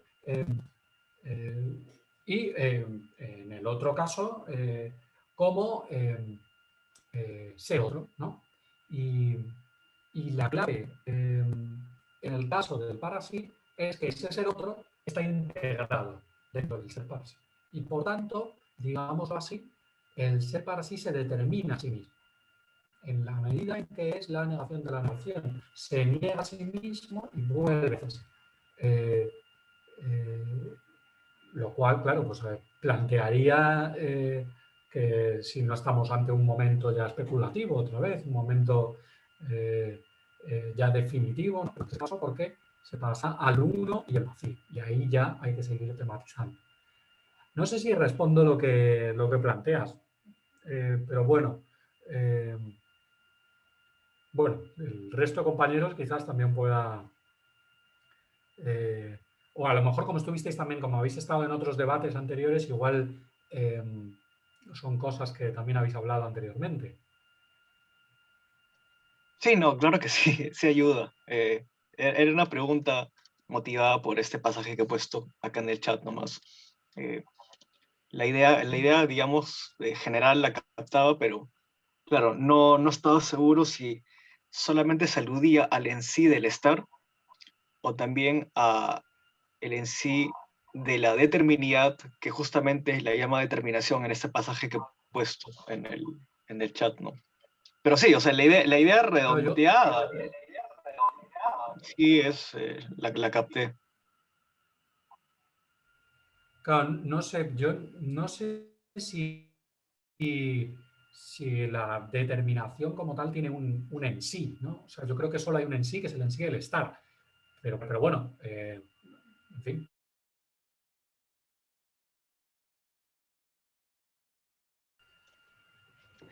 Yo quisiera hacer una pregunta, pero en primer lugar, Rafael, muchas gracias por tu presentación.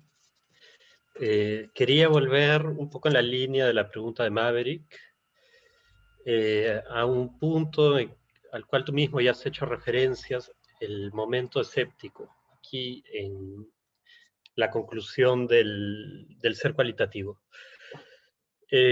Ya se ha explicado brevemente en qué consistiría este momento escéptico, ¿no?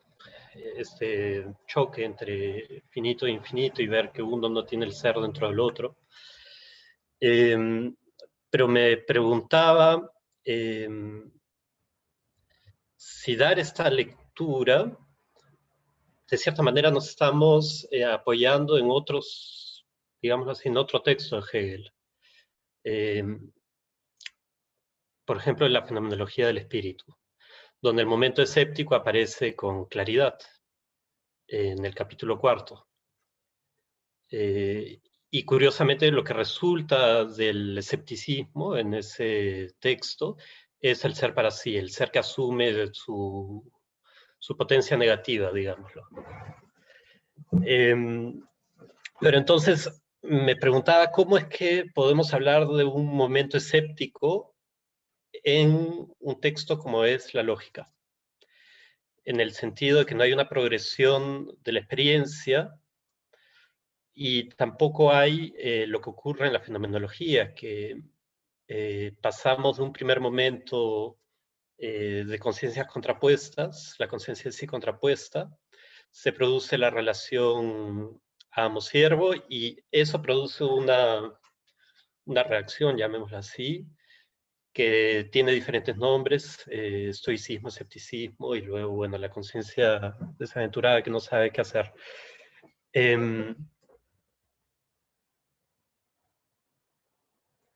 Y estoy de acuerdo en hablar de un momento escéptico en este texto, porque me siento que el texto de la lógica repite mucho de las estaciones, de las paradas que están en el capítulo 4 de la fenomenología. Y de cierta forma siento que se puede leer también este texto de la lógica como una fenomenología de la determinabilidad, o de la determinidad, perdón.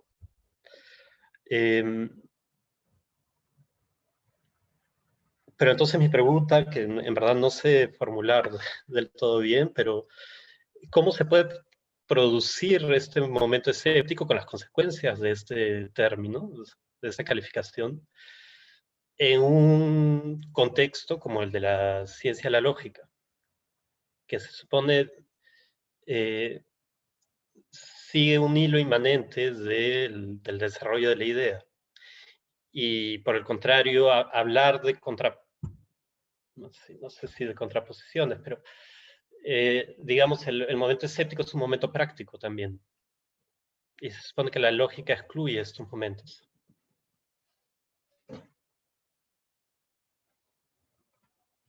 Disculpa por la pregunta tortuosa, pero es algo que me trabaja desde hace varios días. ¿Podrías repetir lo último que has dicho, que no te he escuchado?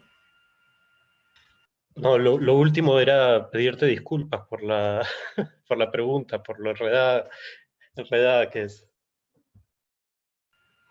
Vale. Bueno, es que se ha cortado un momento. Yo creo que,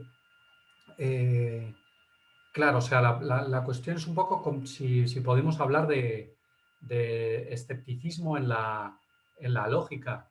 Bueno, es verdad que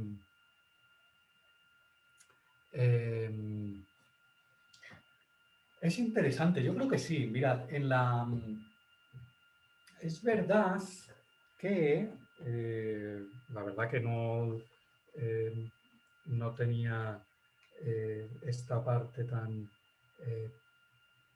o sea, no tengo el texto de la enciclopedia, pero sí, mirad, aquí, por ejemplo, habría que desarrollarlo un poquito más. Pero fijaos, lo que os decía de los tres momentos de lo lógico son los parágrafos 79, 80, 81 y 82 de la lógica, ¿vale? Entonces, ahí habla de los tres momentos de lo lógico. Por un lado es el momento abstracto o el momento del entendimiento. Segundo, el momento dialéctico o negativo. Y tercero, el momento especulativo o positivo. Y en el parágrafo 81 habla del momento dialéctico, ¿no?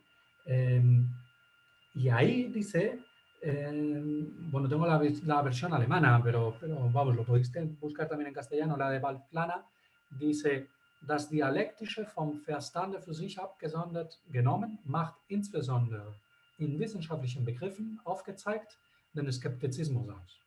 Es decir, lo dialéctico constituye el escepticismo. Y claro, yo creo que sí que hay como un escepticismo que va más allá de la fenología del espíritu. Es decir, hay un escepticismo dentro de la lógica en el sentido de skepsis y elaborado de los contenidos de cada idea, ¿no? Y ahí la clave del escepticismo es ir viendo un poco que cada idea, cada determinación del pensar tiene su limitación, digámoslo de alguna manera, necesita de su otro, por así decir. Incluso en el caso del ser para sí, porque nosotros nos hemos quedado en el ser para sí en este capítulo, pero la cuestión sigue, la cosa sigue y sigue con el uno y el vacío y los muchos uno. Es decir, que el ser para sí no es lo definitivo, pero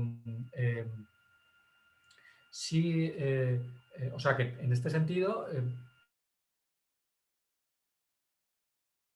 tanto implica un escepticismo en el sentido de que implica un momento en el cual se descubre que el momento, en la determinación del pensar en la que estamos no es la definitiva.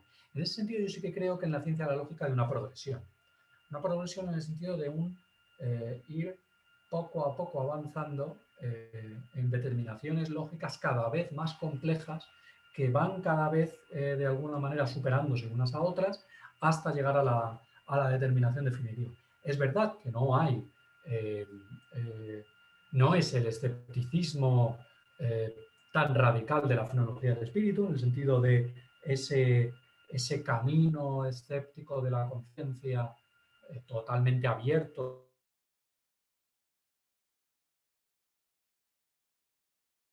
Aquí sí que estamos en el elemento del pensar, sí que hay un pensar puro, pero nuevamente tampoco sabemos a ciencia cierta a dónde va a llegar todo esto. Es un camino también de escepticismo donde se va examinando unas determinaciones conforme poco a poco se van generando otras a partir de esas, ¿no? Se va viendo como ninguna es la definitiva, pero en ningún caso todavía a lo largo del desarrollo del pensar se llega a estar seguro siquiera de que esto pueda tener un final feliz, en el sentido de que pueda tener una conclusión. Y en este sentido, yo sí que creo que hay cierto escepticismo, hay una progresión. Es verdad que no hay experiencia, no hay, por tanto, una fenomenología en el sentido de un saber que se va apareciendo, ¿no? Un saber aparente, sino que este ya sí es el saber absoluto. Y sí que hay una contraposición que no es como la contraposición que se daba en la conciencia, en el caso de la fenomenología,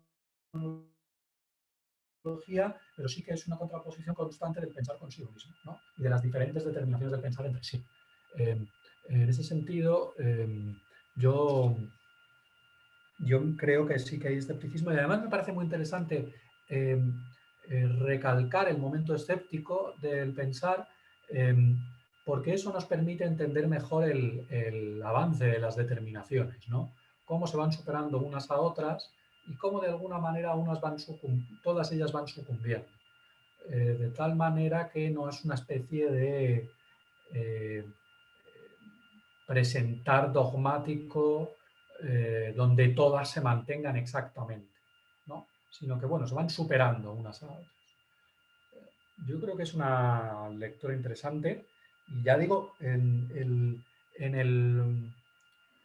la enciclopedia, en el parágrafo, en el 81, caracteriza el momento dialéctico como momento genuinamente escéptico. Hay más sitios, que os puedo buscar más sitios donde lo hace, pero ahí lo hace especialmente claro.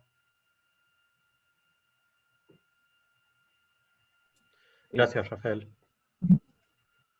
Yo estaba pensando también en ese problema, ¿no? A partir de la fenomenología, aunque estaba pensando la noción de escepticismo no tanto desde el capítulo 4, sino más bien desde las indicaciones metodológicas que se dan en la introducción, ¿no? Cuando se habla del escepticismo como escepticismo consumado, ¿no? Primero, claro, primero se hace la indicación de que para la conciencia que hace el recorrido fenomenológico, ¿no? Digamos, los tránsitos de una figura a otra suponen para ella una absoluta negación, ¿no? Digamos, y en ese sentido la conciencia lo que hace es desesperar, ¿no? Frente a esa negación, ¿no? Ve pura muerte. Sin embargo, Hegel lo que dice es, lo que estamos viendo más bien es un escepticismo consumado, es decir, un escepticismo que de alguna manera marca la pauta de todo el desarrollo fenomenológico, ¿no? Digamos, ese desarrollo por el cual la conciencia llega a el saber absoluto, ¿no? Pero esa noción de escepticismo podríamos llamarla más positiva, ¿no? Está muy vinculada a la idea de negación determinada, ¿no? Y es, digamos, la precisión que Hegel hace frente a cómo la conciencia misma experimenta esa negación, ¿no? Entonces, Hegel dice, lo que no hay es lo que hay, ¿no?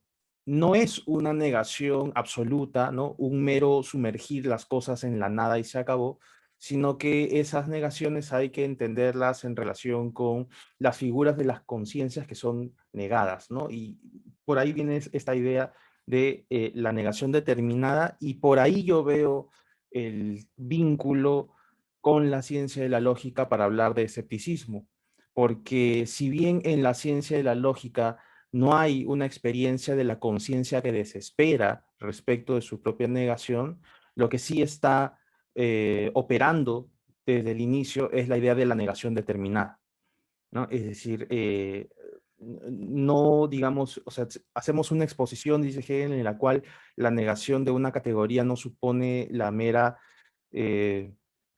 el mero vaciamiento de una categoría, tampoco consiste ello en contraponer una categoría frente a otra sin más, sino que el desarrollo dialéctico mismo, ¿no? Depende de esta noción de la negación determinada, ¿no? Y por ahí justamente yo haría el vínculo con la cita que mencionaste de la enciclopedia, ¿no? Que el movimiento dialéctico parece involucrar una serie de escepticismos, ¿no? Solamente que ya un escepticismo pensado desde esta idea de la negación determinada, ¿no? Por ahí yo un poco veo esas referencias escépticas, ¿no? en el contexto de la ciencia de la lógica, es decir, a partir de la idea de nada determinado, negación determinada. Sí, yo estoy totalmente de acuerdo con Yoshimar y creo que lo has explicado muy bien. Yo totalmente de acuerdo. O sea, claro, es que es verdad que lo que planteaba Eduardo se centraba en el capítulo 4 de la fenomenología y claro, yo estaba pensando más también en la introducción a la fenomenología, en esa ese escepticismo como motor del pensar y como desarrollo de la fenomenología, ¿no? Que es el escepticismo consumado. Y yo sí que ahí veo la conexión, la misma que plantea Yoshimar, de ir poco a poco negando determinaciones, pero esa negación no cae en la desesperación absoluta, sino que es el motor para determinaciones nuevas. Yo creo que es un tema central en Hegel y que, de hecho, nadie como Hegel, bueno, nadie es exagerar demasiado, pero bueno, pocos pensadores se han tomado el escepticismo tan en serio como Hegel, yo creo.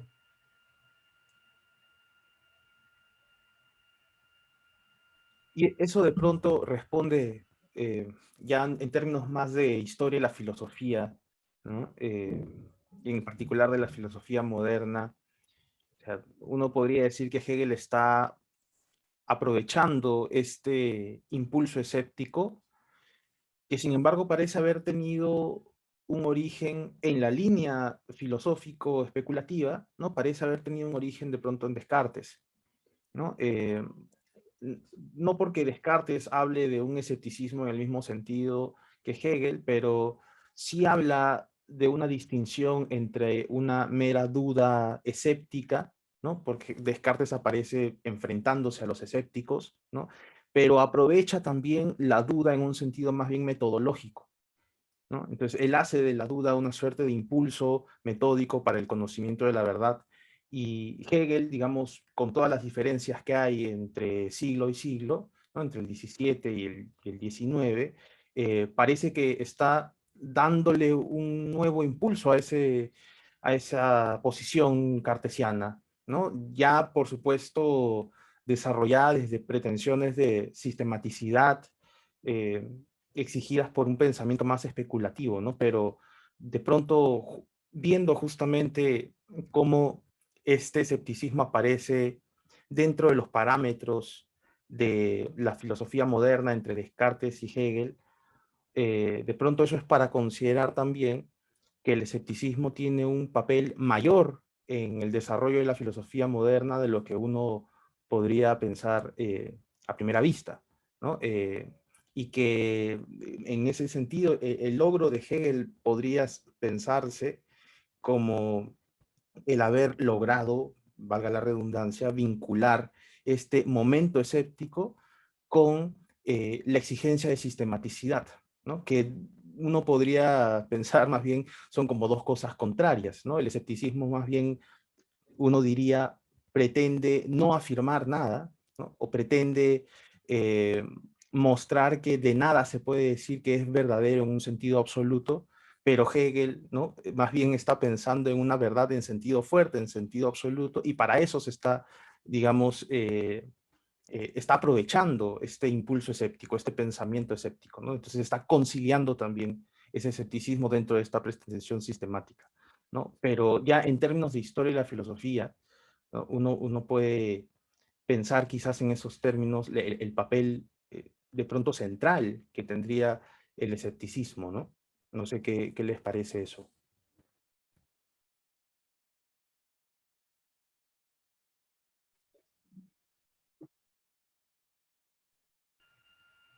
Sí, estoy muy de acuerdo con esto que planteas, Joshmar, que efectivamente Hegel recupera esta idea cartesiana del escepticismo, en tanto que duda, ¿no? En tanto que esquepsis, como método, ¿no? Claro, es verdad que hay una diferencia y es que en sentido estricto la duda cartesiana es, digámoslo así, preliminar, ¿no? O sea, él pone en duda todo para llegar a una certeza indubitable y a partir de ahí construir toda la metafísica, ¿no? Mientras Claro. que Hegel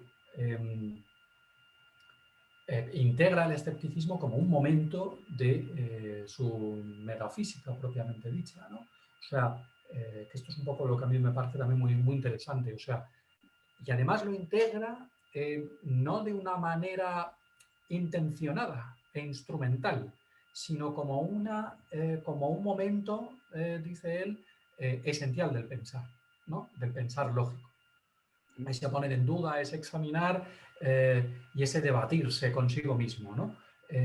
Ese momento es clave dentro del pensar lógico y es el momento que es además el motor del pensar, de alguna manera.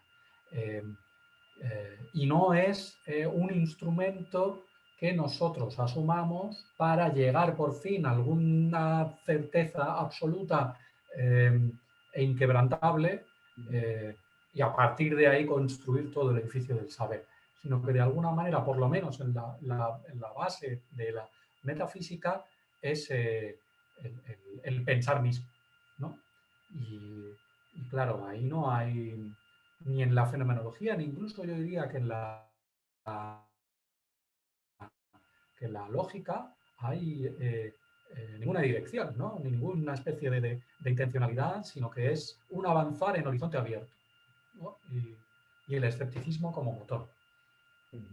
Y por lo demás, sí, yo creo que ahí la influencia de Descartes es clara. Bueno, y por supuesto en el mismo tema del método, ¿no? Que saca Descartes para la filosofía moderna, la cuestión del método que la plantea Descartes y que Hegel la asume claramente, ¿no?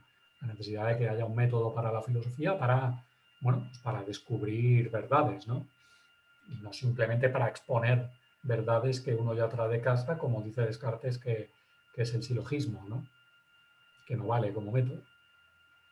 Claro, eso lo habíamos discutido a propósito de la introducción, me parece, que, digamos, se reconoce la necesidad del método, pero se rechaza la intención de trasladar el método matemático para hablar de la lógica, ¿no? Cosa que más bien sí aceptaría de pronto Descartes, ¿no? Asumir el modelo matemático para desarrollar una lógica, ¿no? Una ciencia o una reconstrucción de la ciencia en general, ¿no? Ahí habría una diferencia. Sí, gracias. Hablando de historia de la filosofía, había quedado pensando en esta observación, o bueno, comentario que hizo sobre el término ideal en su acepción schellingiana en el sistema de idealismo trascendental. Me pregunto si un poco la observación que hizo sobre cómo la verdad de lo real es más bien lo ideal, o que no hay dos series, digamos, paralelas, ¿no? Este paralelismo en el fondo espinosista, como lo toma Schelling, entre lo real y lo ideal, que es criticado aparentemente en esta sección de la idealidad, sería ya la respuesta hegeliana en el sistema, al menos en su presentación usual, de la naturaleza que pasa a espíritu. Es un poco lo que se estaría insinuando ya a estas alturas de la lógica, claramente sin estar en el ámbito de la naturaleza ni del espíritu per se, sino en la lógica. Pero es un poco eso lo que estaba apuntando quizás la observación también.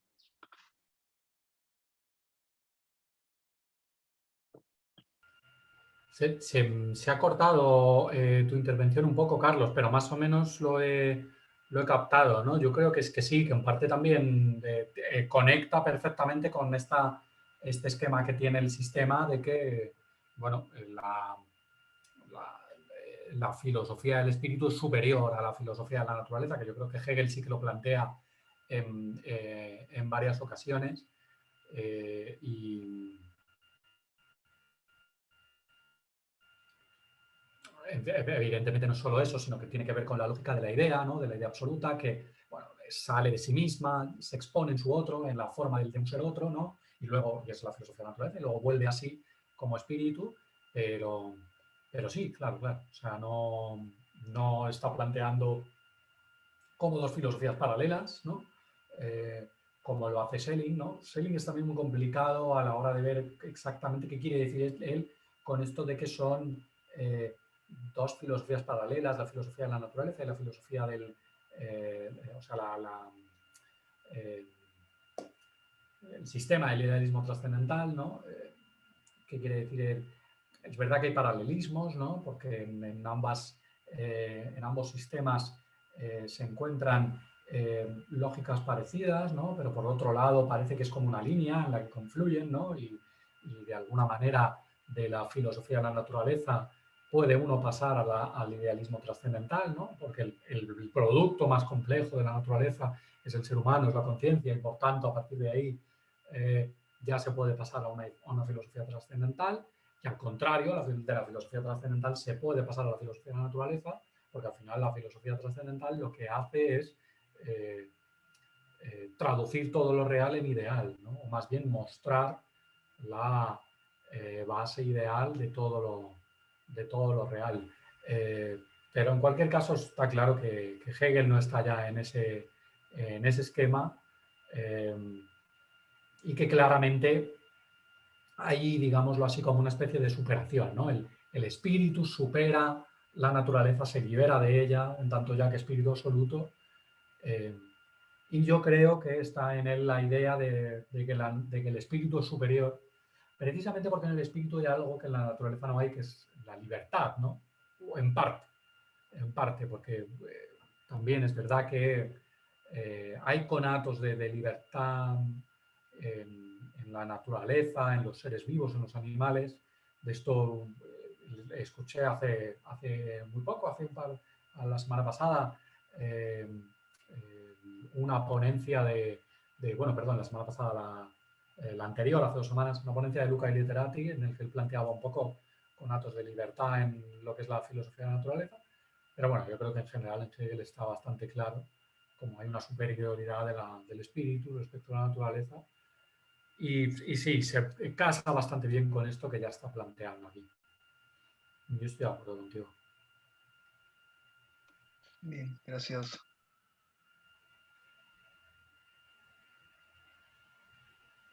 Bueno, gracias Rafael por tu presentación.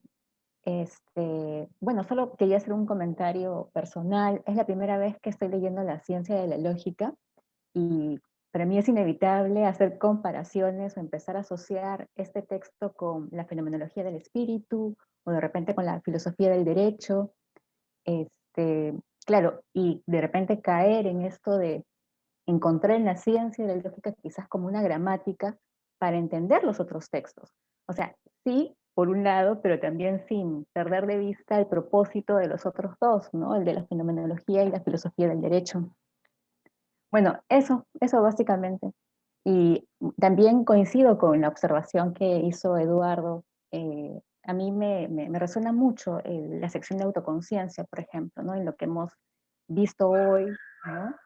Y eso también lo vimos, me parece, la semana pasada con otro invitado. Pero bueno, es inevitable, creo.